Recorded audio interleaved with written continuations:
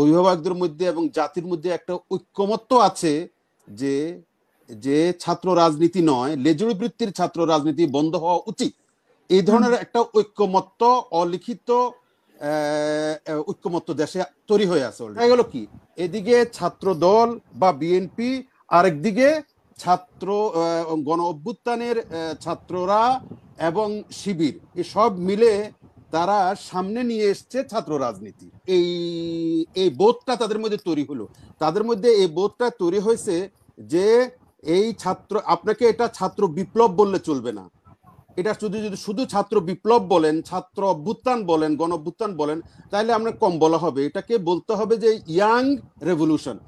পাণ্ডিত্য দিয়ে ধরি মাছ না ছুঁই পানি, ওই রবির উপরে, রবি যে একজন রাজনৈতিক অ্যাক্টিভিস্ট, দলের নেতা, তার উপরে ছেড়ে দিয়েছেন। ওই ট্রাম্প যেরকম মোদির উপরে ছেড়ে দিয়েছেন, ঠিক ব্যাপারটা এরকম মনে হচ্ছে যেন ছেড়ে দিয়েছেন। উনি নিজে জব দিতে পারতেন, কিন্তু জব না দিয়ে ট্রাম্পের উপরে ছেড়ে দিচ্ছে।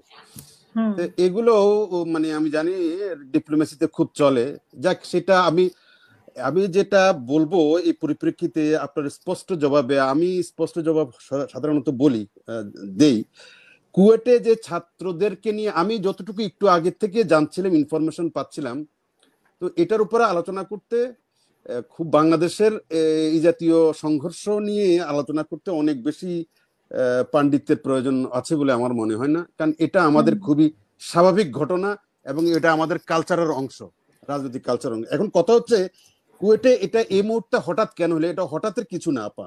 প্রথম কথা হচ্ছে এই যে লেভেলিং করা হলো, যে একদিকে ছাত্র দল, আরেকদিকে সাধারণ ছাত্র এবং সমস্ত রাজনৈতিক দল, এভাবে প্রাথমিকভাবে এই ইনফরমেশনটা, রিপোর্ট ইনফরমেশনটা এভাবে আসছে।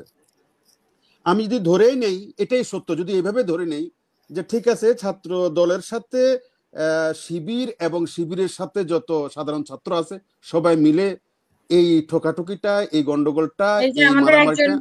আমাদের একজন দর্শক মানে টেক্সট করেছেন, কমেন্ট করেছেন যে ভিসির কাছে সেনাবাহিনী ভিতরে ঢোকার অনুমতি চেয়েছিল, কিন্তু ভিসি অনুমতি দেয়নি। ভিসিকে রিমান্ডে নিলে সব তথ্য পাওয়া যাবে।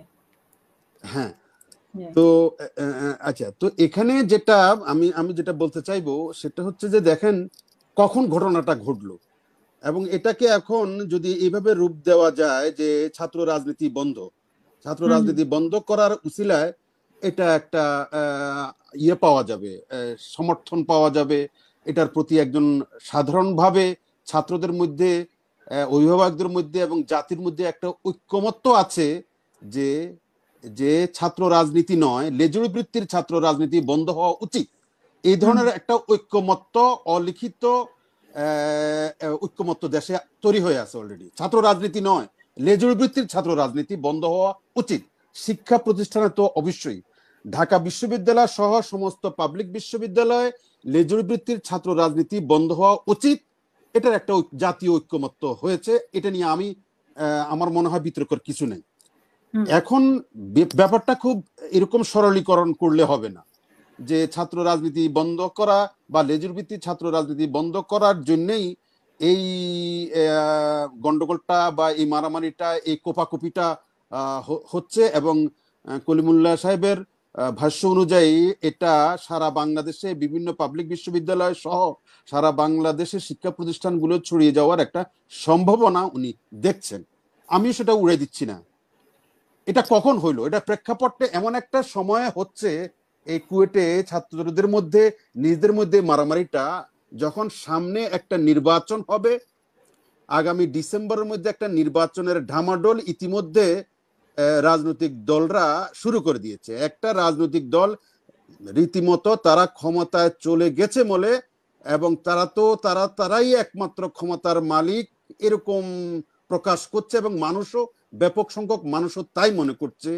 এবং আরেকটা গ্রুপ মনে করছে যে আমরা এই ট্রেডিশনাল রাজনীতির বাহিরে এই ছাত্র রাজনীতির, ছাত্রদের যে গণ অভ্যুত্থানের ফলে যে আশা আকাঙ্ক্ষা তৈরি হয়েছে, সেটা একমাত্র আমাদের দ্বারাই প্রতিপালন বা বাস্তবায়ন হইতে পারে বলে একটা গ্রুপ মনে করছে। সেটা শিবির সহ ছাত্ররা সহ একটা ব্যাপক অংশ। তাহলে দেখা গেল কি, এদিকে ছাত্র দল বা বিএনপি, আরেকদিকে ছাত্র গণ অভ্যুত্থানের ছাত্ররা এবং শিবির, সব মিলে তারা সামনে নিয়ে এসছে ছাত্র রাজনীতি, যে লেজুর বৃত্তির ছাত্র রাজনীতি আমরা চাই না। এখন প্রশ্নটা কি জানেন না, আমি প্রেক্ষাপটটা এই জন্য বললাম, যেহেতু সামনে একটা রাজনীতি, সামনে নির্বাচন আসছে, সেই নির্বাচনে একটা বাঁচা মরার নির্বাচন, সেই নির্বাচনে বিএনপি সহ যারা দীর্ঘদিন থেকে নির্যাতিত হয়েছে, নিপীড়িত হয়েছে, ক্ষমতার স্বাদ পায় নাই, তারা মনে করতেছে তারা ডিজার্ভ করে এই ক্ষমতা নেওয়ার, এবং তারাই একমাত্র ক্রিয়াশীল এবং শক্তিশালী সরকার পরিচালনা করতে পারে, এরকম তাদের বডি ল্যাঙ্গুয়েজে এবং তাদের আচার আচরণে সেটাই বোঝা যাচ্ছে। এবং জাতির মধ্যেও সেই ধরনের একটা আকাঙ্ক্ষা আছে যে নির্বাচন হলে তারাই নির্বাচিত হবে। এই যখন অবস্থায়, তখন আরেকটা গ্রুপ যারাও নির্বাচনে জিততে চায়, নির্বাচনে যেতে চায় এবং এই 24-এর গণ অভ্যুত্থানের আশা আকাঙ্ক্ষা বাস্তবায়ন করতে চায়, তারাও ছেড়ে দেবার নয়। তারাও মনে করছে যে আমরা এই ট্রেডিশনাল রাজনীতি আমরা মানি না। দর্শকদের লিঙ্কটা দিয়ে দেন। দর্শকদের লিঙ্ক দিয়ে দিয়েছি আমি অলরেডি, আবার দিচ্ছি। জি আচ্ছা ঠিক আছে। জি মাহমুদ ভাই সংক্ষেপ করবেন প্লিজ। হ্যাঁ, সংক্ষেপ করে দিচ্ছি। তারপরে তারা যেটা তাদের বক্তব্য হচ্ছে যে এই ছাত্ররা কেন, আজকে একজন ছাত্র বলল যে বুড়োরা কিছু করতে পারেনি। না, ছাত্ররা তো ছাত্র বলেনি, এটা তো প্রেস সচিব বলেছে, মানে ওই যে ডক্টর ইউনূসের প্রেস সচিব শফিকুল আলম বলছে এটা এই ছাত্রদের, এই গণ অভ্যুত্থানে যারা ক্যাটালিস্ট, তাদেরই ভাষ্য, তাদেরই কথাবার্তা, তাদেরই বডি ল্যাঙ্গুয়েজের ভাষা, এবং ওনার মুখ দিয়ে বের হয়েছে। এটা নিয়ে ইয়ে করার কিছু নাই। এখন এরা যে এটা করতে চায়, হ্যাঁ শেষ করতেছি, তো এখন কেন এটা তাদের মধ্যে এই বোধটা তাদের মধ্যে তৈরি হলো? তাদের মধ্যে এই বোধটা তৈরি হয়েছে যে এই ছাত্র, আপনাকে এটা ছাত্র বিপ্লব বললে চলবে না। এটা যদি শুধু ছাত্র বিপ্লব বলেন, ছাত্র অভ্যুত্থান বলেন, গণ অভ্যুত্থান বলেন, তাহলে আমরা কম বলা হবে। এটাকে বলতে হবে যে ইয়াং রেভলিউশন, মানে ইয়থ রেভলিউশন। এটা বাংলাদেশে একটা ইয়থ রেভলিউশন হয়েছে, বাংলাদেশে একটা ইয়াং তার্কিশের অভ্যুত্থান হয়েছে, মানে ইমার্জেন্স হয়েছে, ইয়াং তার্কিশদের একটা ইমার্জেন্স না শেষ করে দিচ্ছি। তাদের আশায় একটা ইয়থ রেভলিউশন হয়েছে। তারা চাচ্ছে যে আমাদের পূর্ববর্তী যারা ছিল দীর্ঘদিন থেকে, তারা আমাদের এই সমাজকে কিছু দিতে পারে নাই, সেটা একদম আউটরাইট রিজেক্ট করতে চাচ্ছে। এটা হয়তো তাদের অযৌক্তিক কথা, কিন্তু তারা মনে করতেছে এই সমাজটা পচা গলা সমাজ, এই সমাজটা ট্রেডিশনাল সমাজ, এই রাষ্ট্র ব্যবস্থা, এই রাজনীতি, এই ডিপ্লোমেসি, এই সমাজনীতি সবকিছু অচল এবং অবসোলেট। তারা এটা মানে না। এটা তারা, যার জন্য তাদের ভাষায় তারা রিসেট বাটন টিপার কথা বলছে। তাদের মধ্যে এগুলো অনেক ত্রুটি বিচ্যুতি থাকতে পারে, আছে হয়তো, কিন্তু এটা তো বাস্তবতা। এটা তো এদেশের মানুষের মধ্যে এই ইকো হয়েছে, প্রতিধ্বনি হয়েছে। মানুষও তো মনে করছে যে না, আমরা স্বাধীনতার 50 বছরে যে রাজনীতি, যে প্র্যাকটিস, যে আপনার নির্বাচন দেখে আসছি, না শেষ করি, যে নির্বাচন ব্যবস্থা দেখে আসছি, যে রাজনীতি দেখে আসছি, সেটা আমরা মানি না।